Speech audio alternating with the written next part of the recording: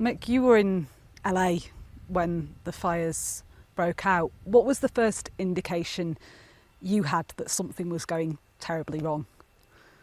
Well, terribly wrong was later. The first indication was the beginning of not knowing, which was thoroughly disturbing and worrying. My personal, situation was one, surrounded just by feeling not informed and worried about, as anyone would be, immediate family, and then to the family of the ohana of this island. Have had a place, a restaurant in Lahaina, and we had nigh on 100 people on our staff that became our initial worry of people who were in Lahaina.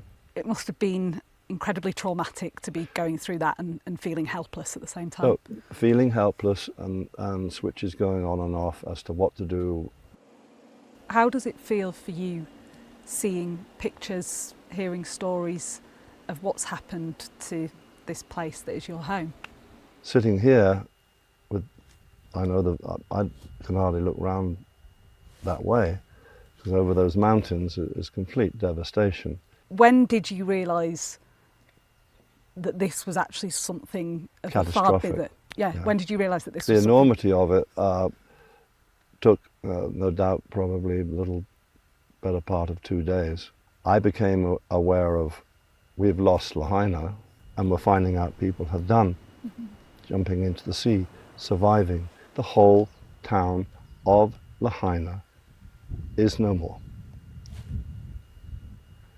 That in itself is a statement that leads you immediately to the people who lived there.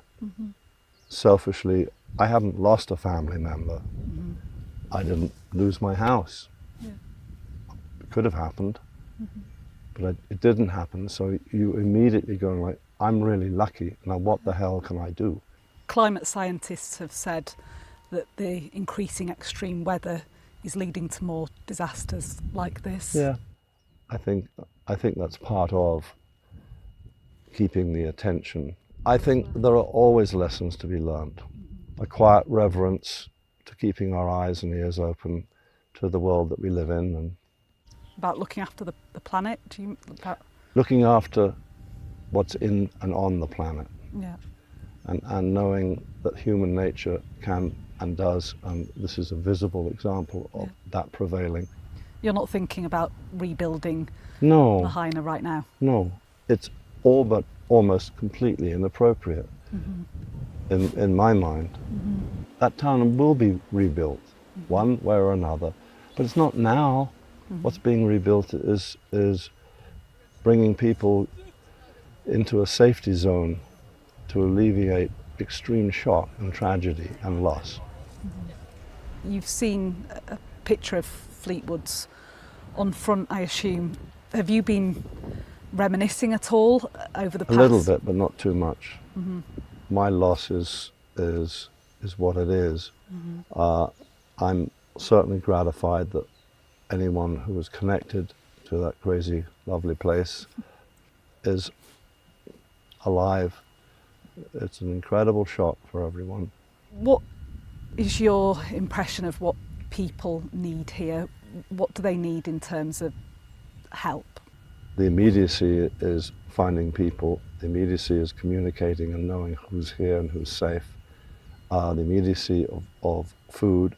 People have spoken about a concern that Lahaina will become something that it wasn't before, that land will be brought up by, big companies. I would say that would be abhorrent. What the community might be more inclined to do would absolutely to rebuild something that has full respect and is connected, for sure, to the history of this culture, which is Hawaiian culture, period.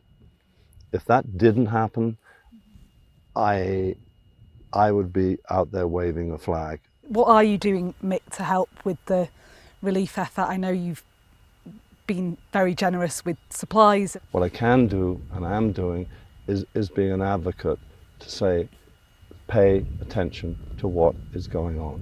What we're doing is as much as I can do right now. That's actually way more helpful than going down and crying in Lahaina. That will happen, I'm sure, but not now.